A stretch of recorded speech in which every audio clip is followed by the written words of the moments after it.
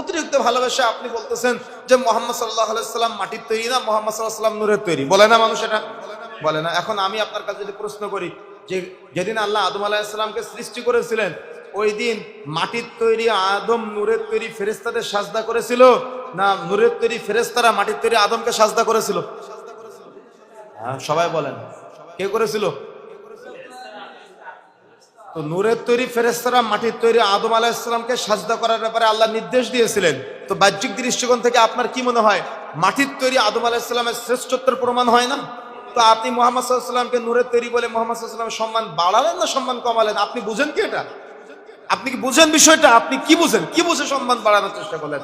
আপনি আল্লাহর কথাও মানলেন না। আল্লাহ বলছেন, হে নবী আপনি বলুন, কুল ইন্নামা আনা বাশারুম মিসলুকুম, আমি তোমাদের মতো একজন মানুষ, শুধু পার্থক্য তোমার আর আমার মধ্যে আমার কাছে ওহী এসেছে, এতটুকু পার্থক্য, কিন্তু আমি তোমাদের মতো একজন মানুষ। আর আপনি বানিয়ে দিলেন নূরের তৈরি। আল্লাহর নবী সৃষ্টি না হলে নাকি আসমান জমিন কিছুই সৃষ্টি হতো না? নাউযুবিল্লাহ। আল্লাহ বলেছেন এই কথা? রাসূলুল্লাহ সাল্লাল্লাহু আলাইহি ওয়াসাল্লাম বলেছেন এই কথা? সাহাবায়ে কেরামের মুখে শুনেছেন কোন সময়? কোন হাদিসে সহিহ সুন্নাহ আছে এগুলা? তাহলে আপনি কেন বললেন এগুলো? এগুলো হলো অতিরঞ্জিত, অতিরিক্ত বাড়াবাড়ি করা রাসূলুল্লাহ সাল্লাল্লাহু আলাইহি ওয়াসাল্লামের আনুগত্যের ক্ষেত্রে। আপনি একপাশে লিখতেছেন আল্লাহ, একপাশে লিখতেছেন মুহাম্মদ। আপনি কি জানেন এর আদ্যপান্ত কি? সুফিদের একটা আকীদা হলো যিনি আল্লাহ তিনি মুহাম্মদ, যিনি মুহাম্মদ তিনি আল্লাহ।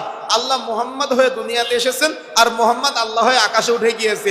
এই জন্য তারা নির্ধারণ করেছে আল্লাহ এবং মুহাম্মদ সাল্লাল্লাহু আলাইহি ওয়াসাল্লামের স্থান একই স্থানে, যেখানে আল্লাহ সেখানে মুহাম্মদ। আপনিও তাদের আকীদা বিশ্বাসে বিশ্বাসী হয়ে, আপনি বিবেক সম্পন্ন মুসলমান না হয়ে আবেগী হয়ে একপাশে আল্লাহ একপাশে মুহাম্মদ লিখে আল্লাহকে মুহাম্মদ সাল্লাল্লাহু আলাইহি ওয়াসাল্লামের স্থানে আর মুহাম্মদ সাল্লাল্লাহু আলাইহি ওয়াসাল্লামকে আল্লাহর স্থানে উঠাইয়া দিলেন। তাহলে আপনার আবেগটা কোথায় গেল? কার আকীদা অনুসরণ করলেন আপনি? আপনি কি বুঝেন বিষয়টা? এই জন্য বুঝের ক্ষেত্রে বাড়াবাড়ি করা যাবে না, বুঝের ক্ষেত্রে অতিরিক্ত ছাড়াছাড়ি করা যাবে না। আনুগত্য প্রকাশের ক্ষেত্রে বিষয়গুলো গুরুত্ব দিতে হবে।